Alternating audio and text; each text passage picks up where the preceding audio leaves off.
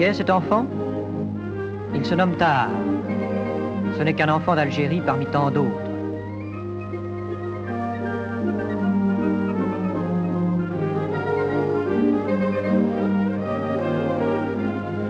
Que regarde-t-il? Ce sont là les Choumarelles de la région de Beaune. En 1955, ces villages de bois et de tôle abritaient encore plus de 50 000 Français musulmans. Or, les bidonvilles de tous nos départements d'Algérie sont irrémédiablement condamnés. C'est là que Tahar est né et qu'il a vécu son enfance. C'est là que beaucoup de ses petits camarades vivent encore. Voici de plus près une de ses habitations, debout pour quelques jours seulement.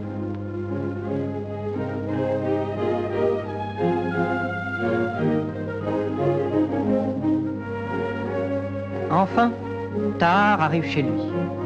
Déjà, à Sidi Salem, 4000 logements ont été construits qui reçoivent près de 15 000 personnes.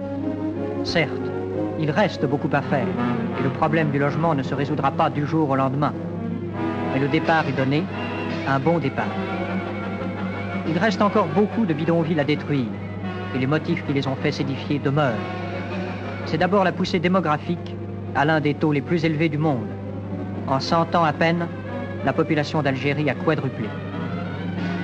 Une autre raison engendrant ces zones surpeuplées, c'est la concentration urbaine inévitable à notre époque. Le long de la frange côtière, la densité de la population varie de 50 à 325 habitants au kilomètre carré. À Beaune, une bonne part du bidonville a ainsi disparu.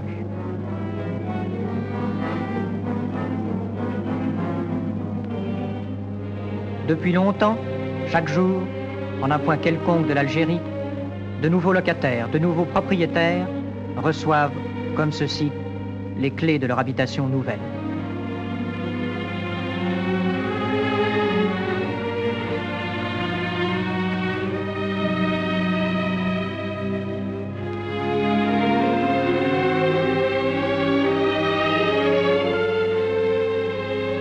Voici notre petit ami Tahar chez un de ses amis.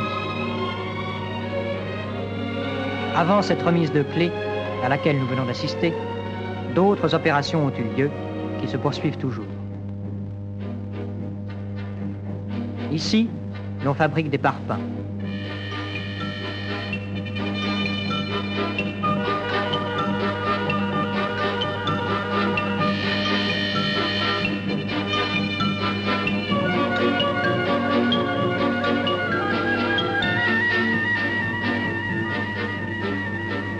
D'autre part, des hommes préparent ou transportent les matériaux, le ciment, le fer, le bois. Là, on construit. Ces cités qui naissent tous les jours ne sont que la poursuite d'un immense plan de construction et d'équipement.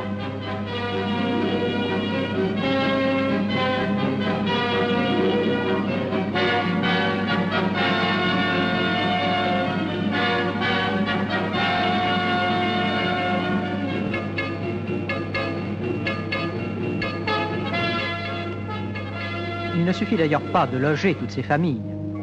Ce marché vétuste, par exemple, est destiné aussi à disparaître.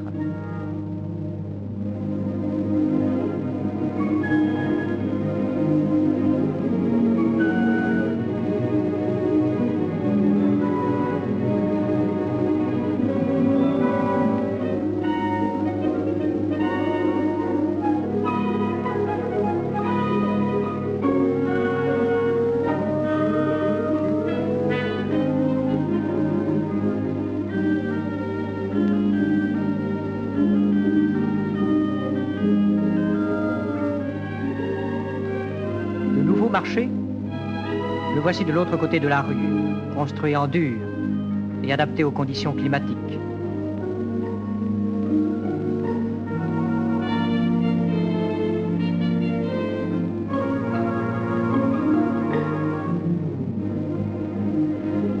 L'on n'a pas seulement songé à loger et à nourrir Tahar.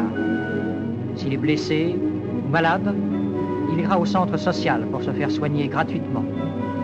Autre part, nous pourrions visiter une boulangerie moderne ou un centre d'apprentissage.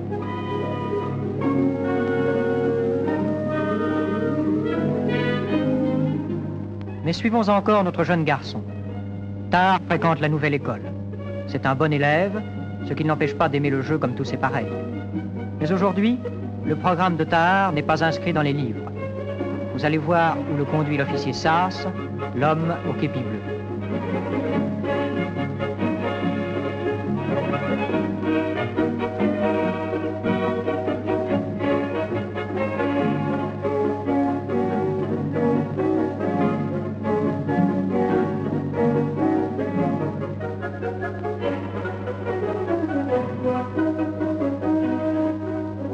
Nous sommes à la cité des Lauriers Roses.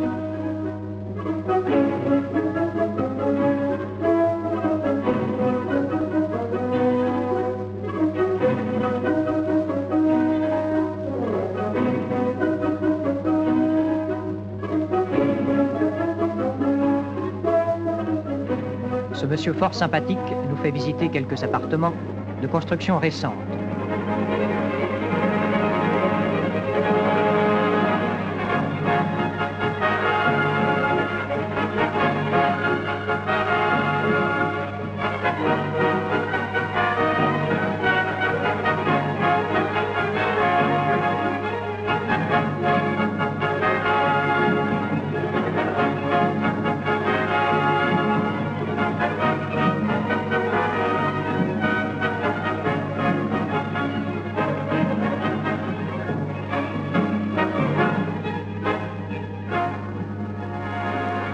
Nous repartons encore et nous arrivons au Ruisseau d'Or, une cité entre beaucoup d'autres cités.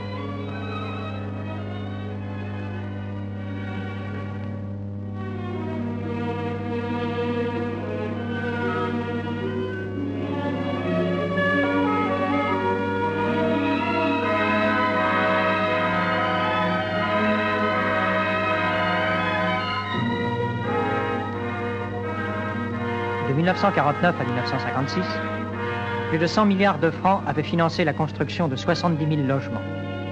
Et depuis, l'effort ne fait que s'amplifier démesurément.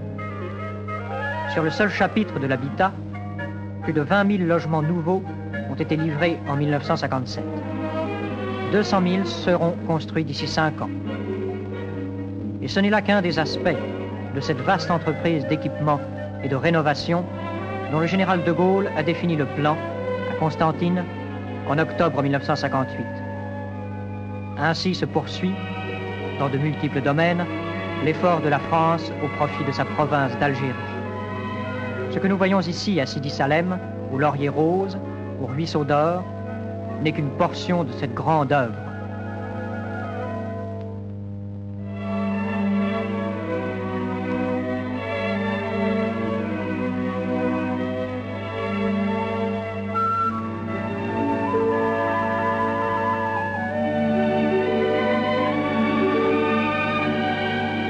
Sans cesse, par là encore, d'autres immeubles surgissent du sol. Partout, les départements d'Algérie prennent un visage neuf.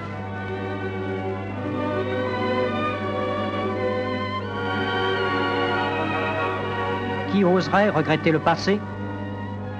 Certainement pas Tahar.